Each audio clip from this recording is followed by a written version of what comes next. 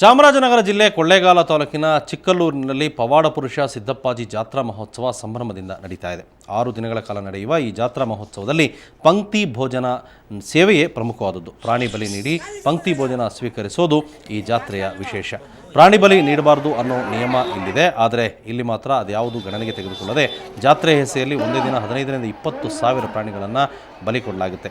ತಲತಲಾಂತರಗಳಿಂದ ಜಾತ್ರೆ ನಡೆದುಕೊಂಡು ಬರ್ತಾ ಇದೆ. ವಿಶೇಷ ಅಂದರೆ ಈ ಜಾತ್ರೆಯಲ್ಲಿ ಭಾಗವಹಿಸುವ ಭಕ್ತರು ಪ್ರಾಣಿ ಬಲಿ ನೀಡಿ ಸಿದ್ದಪ್ಪಾಜಿಗೆ ಮಾಂಸ, ಮದ್ಯ, ಬಂಗಿ ಸೊಪ್ಪನ್ನು ನೈವೇದ್ಯ ಕೊಡ್ತಾರೆ. ಹೀಗೆ ಮಾಡೋದರಿಂದ ತಮ್ಮ ಕಷ್ಟ ಕಾರ್ಪಣ್ಯಗಳು ದೂರವಾಗುತ್ತವೆ, ತಮಗೆ ಒಳ್ಳೆಯದಾಗುತ್ತೆ ಅನ್ನೋದು ಭಕ್ತರ ನಂಬಿಕೆ. ಆದರೆ ಪ್ರಾಣಿ ಬಲಿ ತಡೆಯುವಲ್ಲಿ ಜಿಲ್ಲಾಡಳಿತ ಸಂಪೂರ್ಣವಾಗಿ ವಿಫಲವಾಗಿದೆ.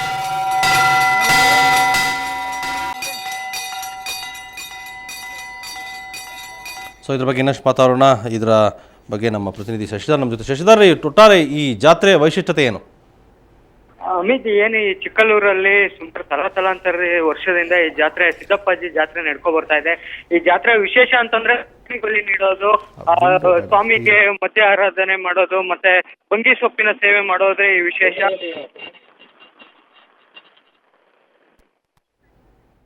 ರೈಟ್, ಇದ್ರ ಬಗ್ಗೆ ಹೇಳಿ ಸಿಸ್ಟರ್. ಪ್ರಾಣಿ ಬಲಿ ನೀಡೋದೇ ಇದ್ರ ವಿಶೇಷ ಅಮಿತ್. ಸುಮಾರು ರಾಜ್ಯದ ನಾನಾ ಮೂಲೆಗಳಿಂದ ಇಲ್ಲಿಗೆ ಲಕ್ಷಾಂತರ ಸಂಖ್ಯೆಯಲ್ಲಿ ಭಕ್ತಾದಿಗಳು ಬರ್ತಾರೆ. ಪ್ರಾಣಿ ಬಲಿಯನ್ನು ನೀಡಿ ದೇವರಿಗೆ ಭಕ್ತಿಯ ಪರಾಕಾಷ್ಠೆಯನ್ನು ಮೆರೆತಾರೆ ಅಮಿತ್. ಓಕೆ, ಸುಮಾರು ಎಷ್ಟು ವರ್ಷಗಳಿಂದ ನಡ್ಕೊಂಡ್ ಬರ್ತಾ ಇದೆ ಸಿಸ್ಟರ್ ಇದು?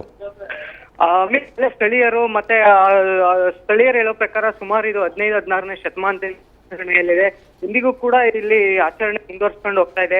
ಆ ಸಿದ್ದಪ್ಪಾಜಿ, ಪವಾಡ ಸಿದ್ದಪ್ಪಾಜಿಗೆ ಮೊದಲಿನಿಂದಲೂ ಈ ಮದ್ಯ ಮತ್ತೆ ಮಾಂಸ ಸೇವನೆಯ ನೈವೇದ್ಯವನ್ನು ನೀಡ್ತಾ ಬರ್ತಿದೀವಿ ಅನ್ನೋದು ಸ್ಥಳೀಯರ ಮಾತಾಗಿದೆ ಅಮಿತ್.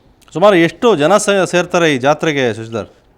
ಅಮಿತ್, ಏನು ಈ ಒಂದು 6 ದಿನಗಳ ಕಾಲ ನಡೆಯುವ ಈ ಜಾತ್ರೆಗೆ ಸುಮಾರು ಲಕ್ಷಾಂತರ ಮಂದಿ ಜಾತ್ರೆಯಲ್ಲಿ ಪಾಲ್ಗೊಳ್ತಾರೆ. ಅದರಲ್ಲದೆ ಎಲ್ಲಾ ಭಕ್ತಿ ಪಂಕ್ತಿ ಭೋಜನ ಸಹ ಇರುತ್ತೆ. ಹೀಗಾಗಿ ಸಾವಿರಾರು ಪ್ರಾಣಿಗಳ ಬಲಿ ಕೂಡ ಈ ಜಾತ್ರೆಯಲ್ಲಿ ನಡೆಯುತ್ತೆ ಅಂತಾನೆ ಹೇಳ್ಬೋದು ಅಮಿತ್.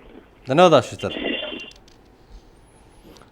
ಸೊ ಇದು ಚಾಮರಾಜನಗರದ ಕೊಳ್ಳೇಗಾಲದ ಚಿಕ್ಕಲ್ಲೂರಿನಲ್ಲಿ ಈ ರೀತಿ ಜಾತ್ರೆ ನಡೆಯುತ್ತೆ. ಇದು ತಲತಲಾಂತರಗಳಿಂದ ನಡೆದು ಬಂದಿದೆ. ಇಲ್ಲಿ ಪಂಕ್ತಿ ಭೋಜನ ವಿಶೇಷ.